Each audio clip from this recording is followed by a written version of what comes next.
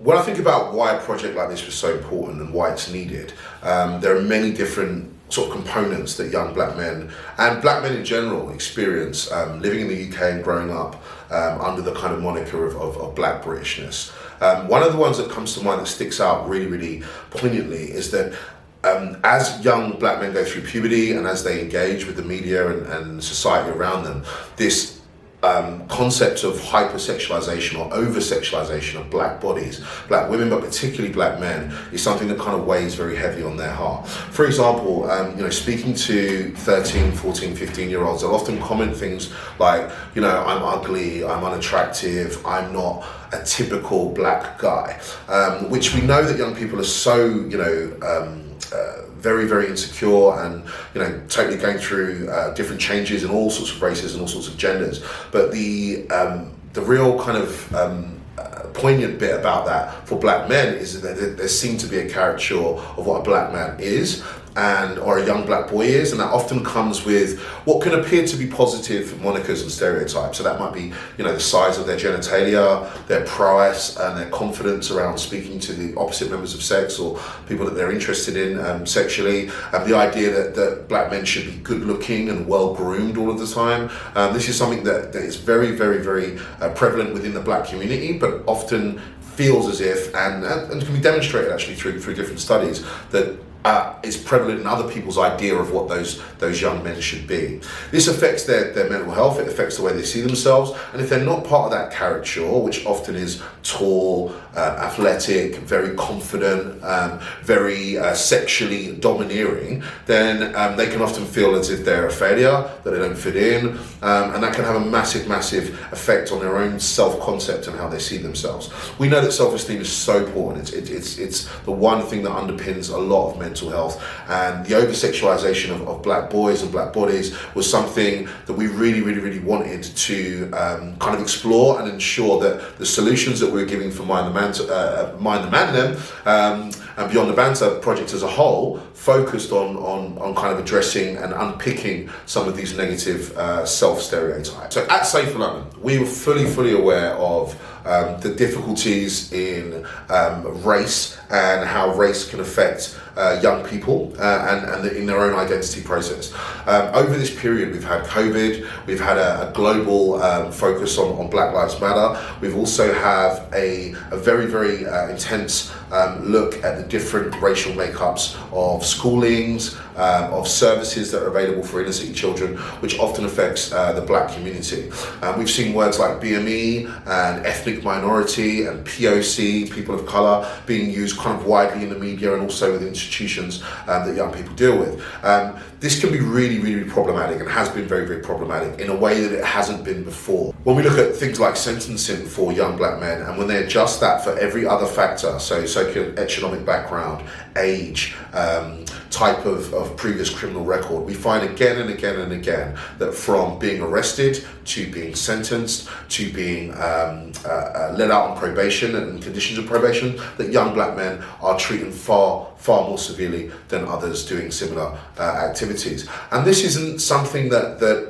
inspires young black people to go and protest. And unfortunately, the people that are out protesting are often a lot more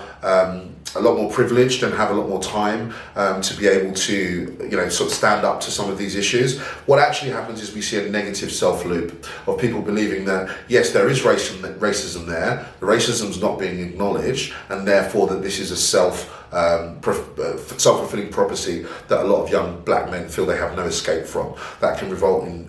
in depression, it results in a low self-worth, it results in them taking less steps to actually solve or seek help and get their problems. And regardless of any of that, we still live in a situation where all of these services that support young people are being systematically cut. So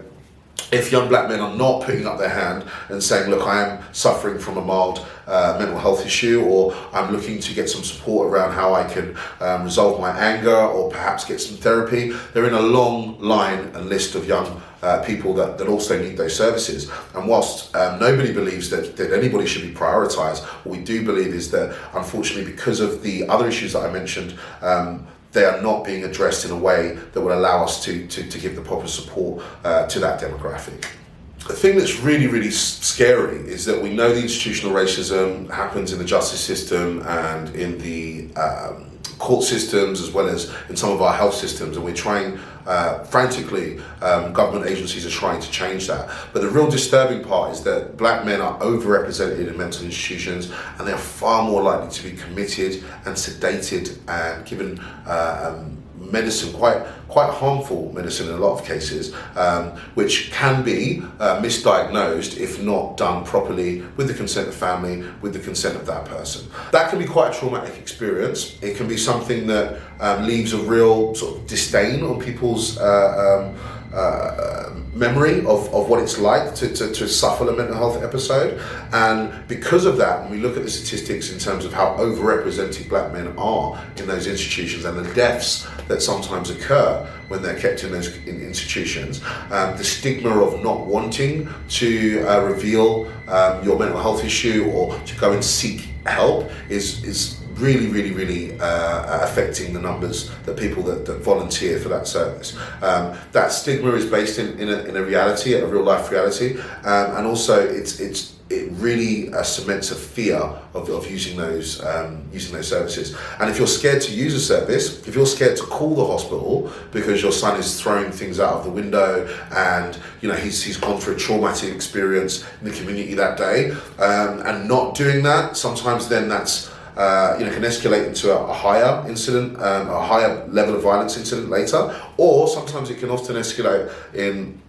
that family, in that community, deriding or dismissing that person as having anger issues or being uncontrollable. And again, we know that when people are excluded and when people are ostracized from societies, that makes their mental health worse, not better. So some of the barriers that affect young black men actually speaking out and seeking help are definitely come down to around issues around cultural competency, people not actually identifying and understanding that there may be different approaches to allow black men to feel comfortable in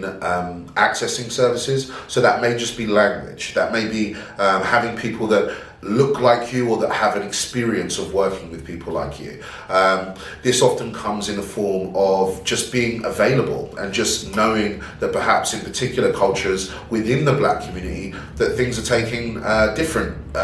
or things can be seen and perceived as different. So a quick example there may be about education. We know that West African families are very strong on internally in their home or on education, and that anything that may get in the way of that education for a particular family, maybe dealing with a child with mental health issues, may mean that they're resistant to something that may take that away. It may be down to, if we're trying to look at weight loss or we're trying to look at how we can improve our health, there may be some cultural competency around what particular groups eat or how